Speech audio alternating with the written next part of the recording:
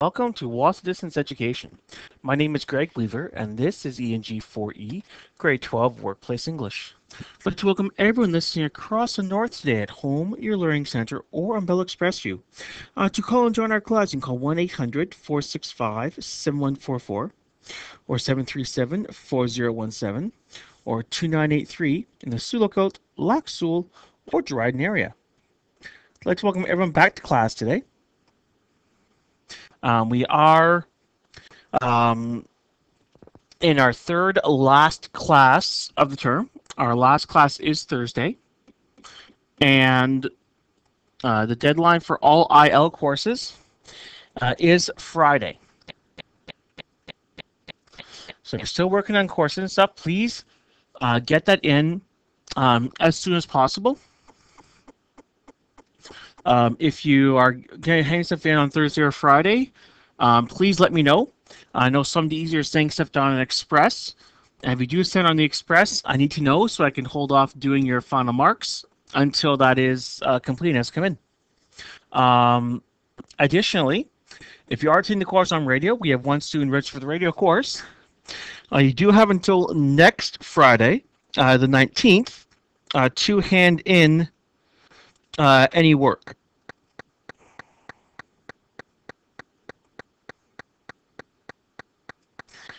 So with that in mind, we're going to keep going where we left off yesterday. Now, we were looking at Lesson 17 and looking at the different parts of a lease and writing a lease. And so as we think about that, we are going to look at some of the ads we looked at before.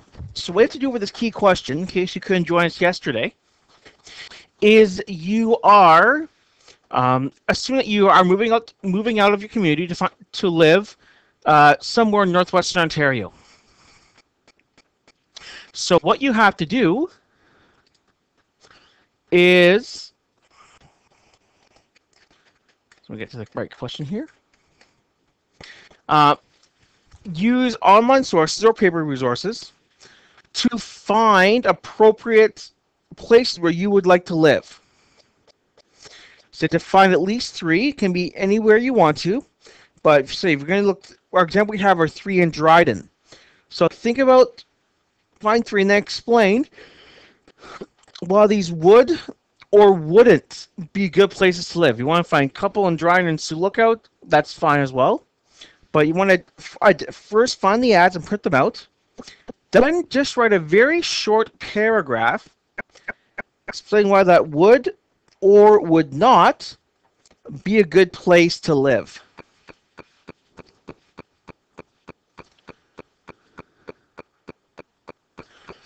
So, you have to think about cost of rent, location, school, or work. Imagine you had a dream job in one stays and you had we went out to school and you had to find a place. Think about pets, apartment size, number of bedrooms and bathrooms, any hidden costs. During user fees, you have to pay for heat, for hydro, for water, parking, cable, all those things. You want to write a short paragraph for each, so it's 3 paragraphs total. And then leads into key question 49. That's where we ended off yesterday. So with key question 49, you want to choose one of those 3 ads that you looked at in key question 48 and actually write out a sample lease. There is a sample lease at the very back of your unit. It's on page 35 to page 40. So pages 35 to 40 is your sample lease.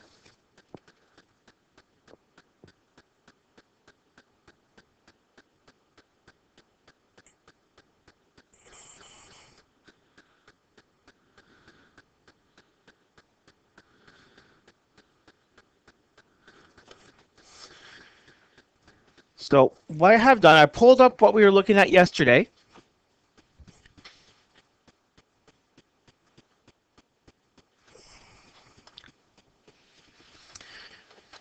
And we have here, this is looking at CKDR.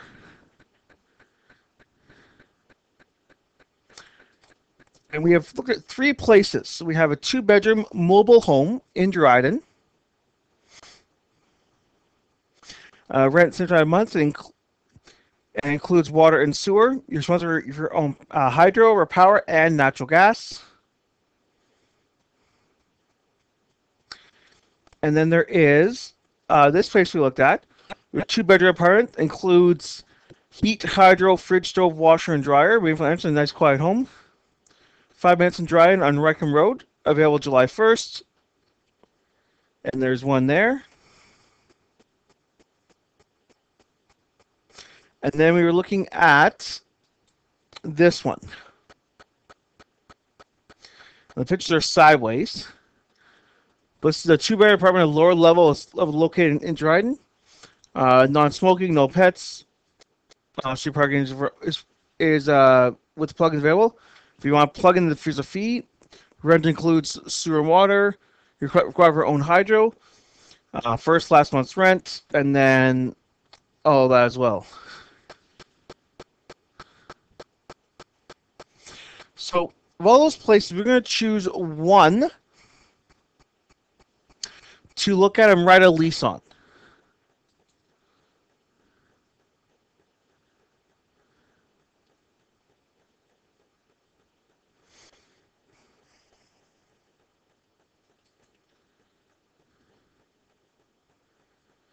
And we'll say we're going to choose this one here. So we'll go back to our key question. Choose one of the 3. So, for example, I would have written paragraphs in all 3 of those ads. So we're going to choose that one there with the mobile home. And you want to print out those ads as well so I can see them when I mark it. So we're going to choose one, which you just did. And you need to complete the sample rental agreement at the end of the unit.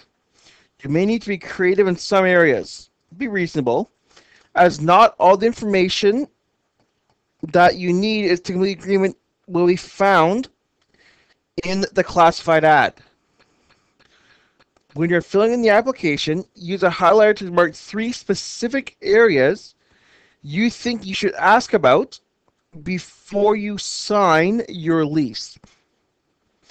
There's 20 marks. We're going to go right down to our sample we included here in the lesson.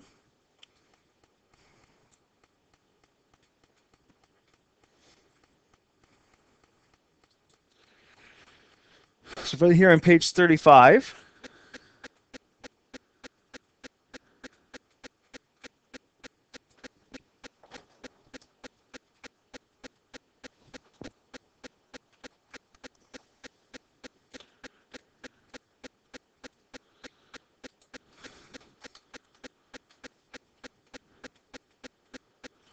So we're going to do it based on that 2-bedroom mobile home apartment that we found.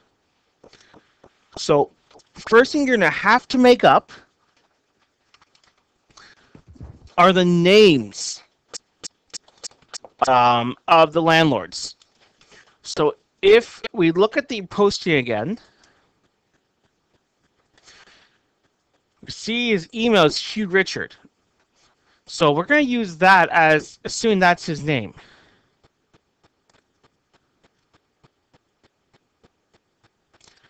So we're going to enter your name. We'll go with Jim Smith again. And yes, that's the tenant. And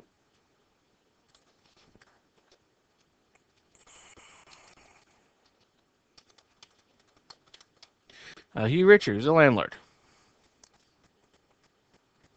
So search your agreement. You've got premises located at. We don't have an address. So to come up with an address. So looking at something in Dryden. So what we'll do is we're going to go here. And we're going to go to just a map of Dryden, and we'll just choose a random street.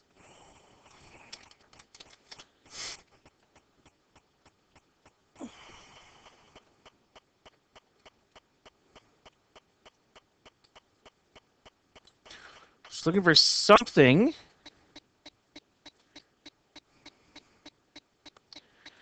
in North Dryden. So this here is the south end. There's something north, so north of the highway.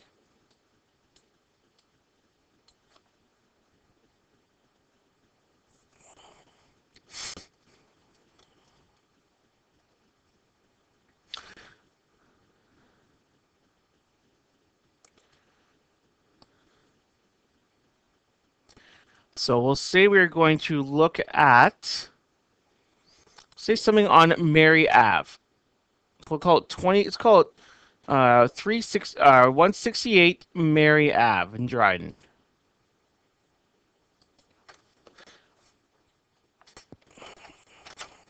So we'll call 168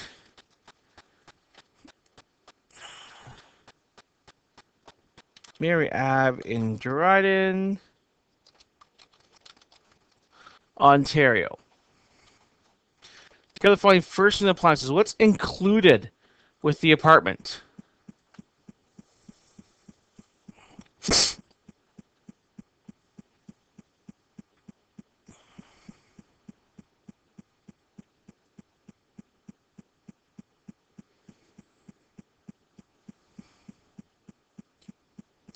And so we go back to here. So it includes water and sewer. The lot rent is just the property taxes. So it's water and sewer.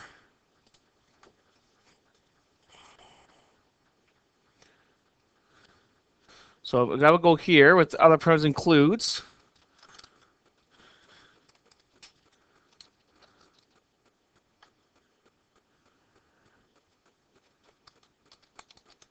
Water, sewer. What furnishings or appliances that comes with it? So it just says partially furnished. You have to use your imagination to see. So we look at the photos. We see like a dining room table, fridge, stove, and microwave. So we can put that in there because from the photos.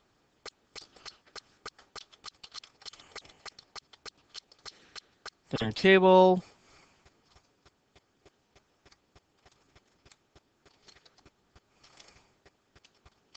Fridge, stove, and microwave.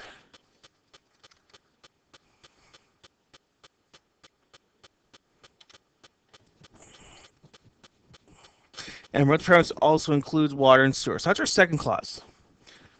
So our next one is let's use occupancy. So this really put any kids you have. So we'll say we don't have. So leave that blank. And I would guess for more than, let's say, 15 days.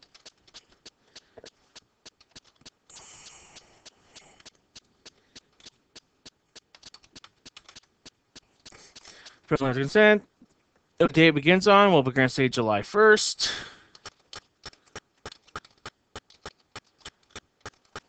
2015. Human monthly basis, long term begin the tenant. Your choice. I'm going to say 60 days here.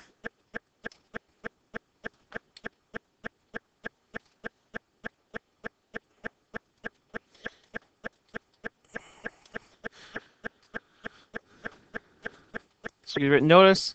Turn land by giving exact same. Make it fair to everyone. We'll say 60 days. How much is the rent? Well, we say the rent is $725. $725 payable advance for 8 months. And we paid how? So you want it to be paid.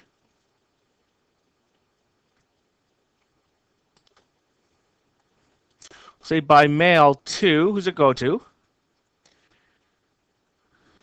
Yes. So let's go to the name. So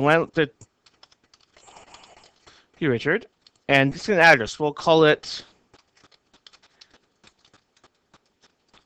Main Street, Dryden, Ontario.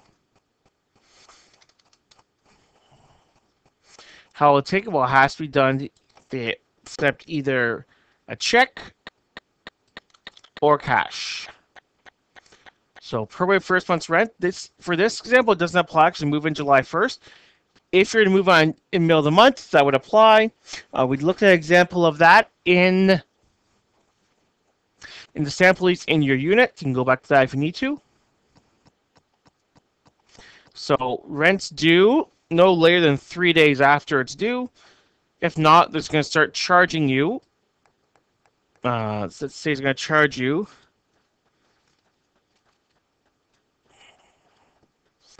$75 for a late fee, plus $20 for each of the day until and it won't exceed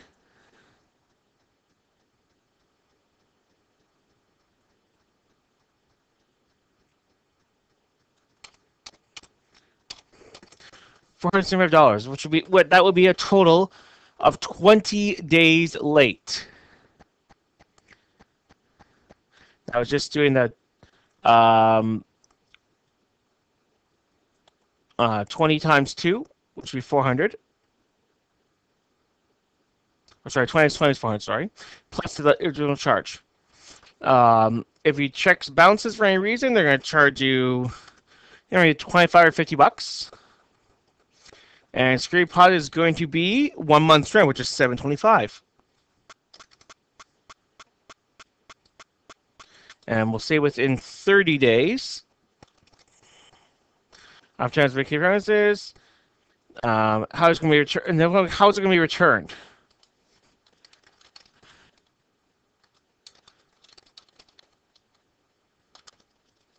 Check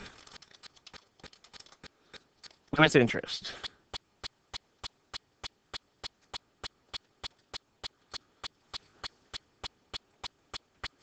Temporary utility charge except for the following to the landlord, and that's where once again we'll say water and sewer.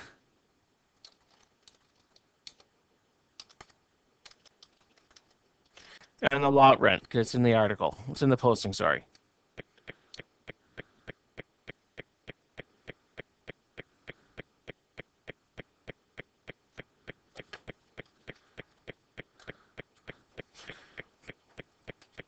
Next is subletting. It says not permitted.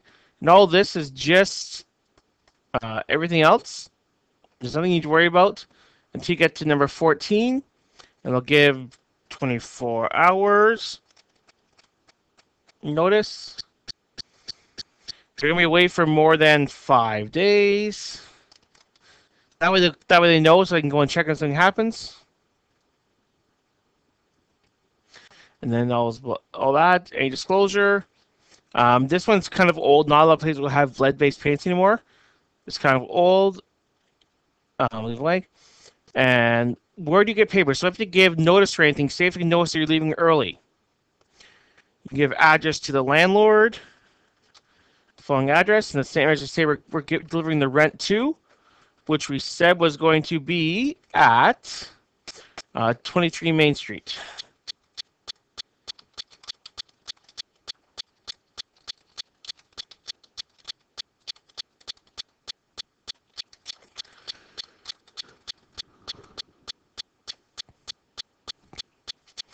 Any versions, all stuff, and then sign date and all that fun stuff.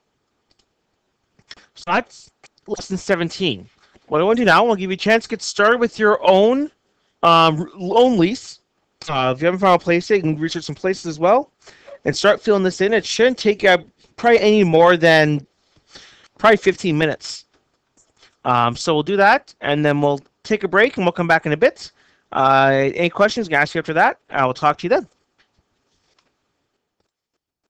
Are looking at their apartments and writing up their leases. We're going to move down to lesson 18, and this looks at buying a car and how much it's going to cost to get car insurance. So moving on from looking at getting a place to live, looking at a way to get around. In most of the cities in our area, there is no public transit. The exception for that is Thunder Bay, Winnipeg, and Kenora has a very small public transit or buses. Other than that, you're limited to either walking, riding a bike, taking cabs, or looking at buying your own vehicle. And so before the that, there's once again, just look in lesson 16, there's some terms we're going to look at in terms of auto insurance. So we're not looking at buying a car itself. We're going to look at how you get insurance on that car. So some terms. First, what is auto insurance? Well, it's a policy. It's a contract between you and the insurance company. You pay a premium in exchange for financial protection against specific car-related injuries or losses during the policy of the term, or term of the policy, sorry. The premium is the amount that you pay to have that coverage, and your deductible is the amount that you pay towards your car-related injuries and losses before your policy takes over. So it makes the rest payment. For example, if you have a car accident, you have an all-insurance policy with $1,500 collision deductible, you must pay the first $500 of the cost of the repair, before the insurance company will pay the rest of the shares. So that's sometimes it may be worth going through insurance if your deductible is $500 or even $1,000, and it's going to say it's $1,000, and it's going to cost you $300, $1,300 to repair it. It's not really worth going through your insurance, since they're only going to pay $300, you're going to pay $1,000. Or just like if it's a $500 deductible and your car is only damaged for $900, it's not really worth paying the difference. Because once you make a claim, your rate will go up. So those are the three really big terms you want to think about. As well, there's different terms of coverage, different terms within your coverage. So there's bodily injury liability. And what that is covers accidental death or injury of another person caused by you in an auto accident. There's collision coverage, which is that if your auto hits another vehicle or object, the sum of coverage pays fixed damage to your car regardless of who's at fault. We'll cover damage to rental car that you use. Check with your insurance company. Comprehensive damage pays damage to your car caused by fire, theft, windstorm, glass breakage, or other non-collision incidents. Defense costs covers your court costs, legal expenses, and lawyers' fees resulting from an automobile-related injury or an automobile-related incident. Liability pays for damage to another person's property, vehicle, and injuries to them if you or someone else driving your car causes an accident. It protects you from your assets if you're so responsible for damage to others. Medical expenses covers the cost of medical expenses incurred in an accident. Personal injury protection or no fault. If you're a passenger or in a car or accident, the coverage pays medical expenses, loss of wages, and death benefits if you're not at fault. Property damage, if there's a property in an action that you caused. Rental car reimbursement covers costs for rental car up to a certain amount of money if your car is damaged or being repaired. So a death benefit gives extra may pay right away if the insured person dies in a car crash. Towing labor coverage is coverage down. The coverage pays for towing and labor to repair your car up to your policy limits. Some policies provide emergency roadside assistance to make it easier. Others get a discount if you have, for example, CAA or a manufacturer warranty program if you buy your car new. An uninsured most coverage pays damage if fewer passengers are injured by a careless uninsured driver, careless driver, or a hit-and-run vehicle. Now, most of this stuff is lumped into other policies. It's rare to see it on its own, but if you have to make a claim, they refer back to it sometimes. That's why it's important to know why it's still in the course. Now, how do you get discounts? Everyone wants to save money. So maybe you got credit for having an anti-theft device. such as keyless devices, a passive disabling device, which works when you remove the key from ignition, or two-way locks, which is like something like the club, something like that, the lock steering wheel in place. If you carpool and you commute, you can save money insurance because you're not going to on your car as much. We drive your car when most chance of getting hit is. Driver training credit. A driver is 21, taking driver training can qualify for savings. It's only at age 21, so you get past that, it doesn't matter. A forgiveness credit. You maintain your policy with the same company for several years. The first minor accident normally is written off and won't raise the cost of your insurance. A loss-free credit. If you ever made a claim, disappears. There's also known as a vanishing deductible, where if it goes for so long without a claim, you don't actually end up paying if you have to make a claim on your car. Low mileage credit, depending on how far you drive, the less your insurance could be. If you're older, you get a mature deductible over 55.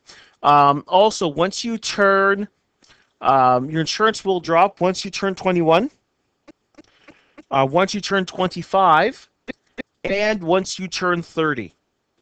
I've experienced that myself when I first started driving. I had my own car, my insurance. My insurance was almost $400 a month. When I turned 21, it dropped to about $250, and when I turned 30, it dropped down to about $100. So your age does make a big difference because you have more experience driving. They think you're at less risk. Multi-car credit. If you have more than one car in the same policy, you save money. Multi-policy, if you have more than one policy, such as your homeowner, and say you have a tenant insurance or a home insurance policy, you save money. A renewal credit, after someone is renewing, you may get a credit as well because they want to keep you. Leads into key question 50. This is what we'll look at and end for the night. So your task this time is to find and get quotes for 2 different vehicles that you would like to own.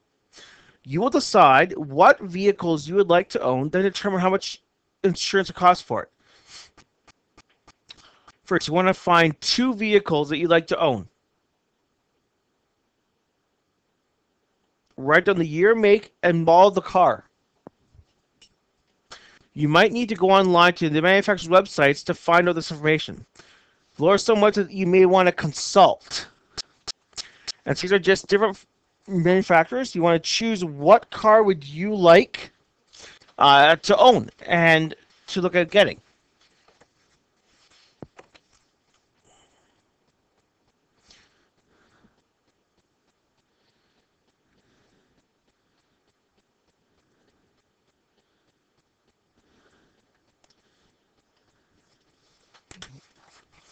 So there's websites for Ford, Dodge, Jeep, Chrysler, GM, Honda, Toyota, Kia, Hyundai, Canada.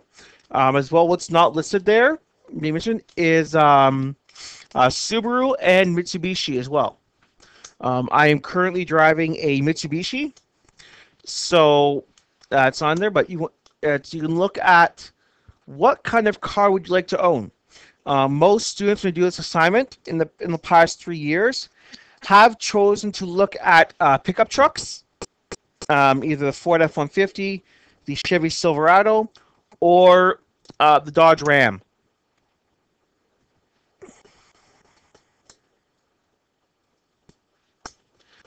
Other ones that people often use is the Ford Explorer, Chevy Tahoe, or look at minivans. Look at the Dodge Caravan, and Dodge Journey are the ones that most people tend to look at. You can go to these websites, look at what kind of car it is, and then look at the models. Say you want to get a Ford F-150. Say, for example, look at that. So we'll go to Ford.ca, and then we're going to go to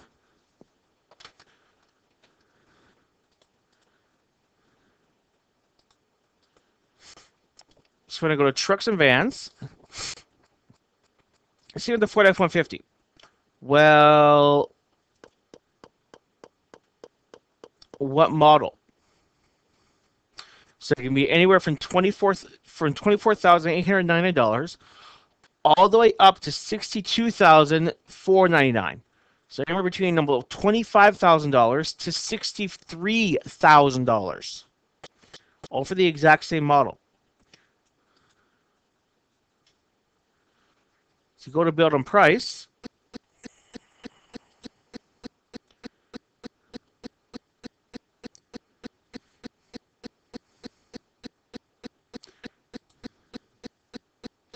So it's going to want your postal code.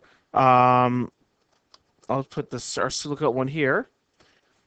So what you see is you have so many different options. So you want to, when you look at your car, you want to make sure you build it as well, so you know exactly what model you're looking. Because when you do your car insurance, it's going to ask you for the specific model and the specific examples.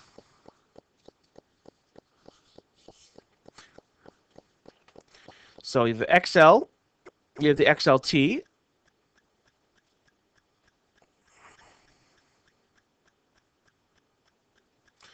You have the Lariat, which gets even higher. King Ranch, and then the Platinum. And if you also want to compare models, you can compare the models as well. So I got what comes included. For handling.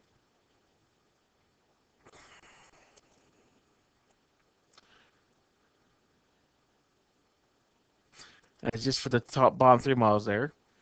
So we're going to look at, does it have 4x4? So if you're going to be driving maybe up to Pickle Lake and driving into your community at wintertime, you're going to want to have probably 4x4. So you look at, is that included? And it's optional on all of these cars. So with that, it can get pretty expensive. So if we look at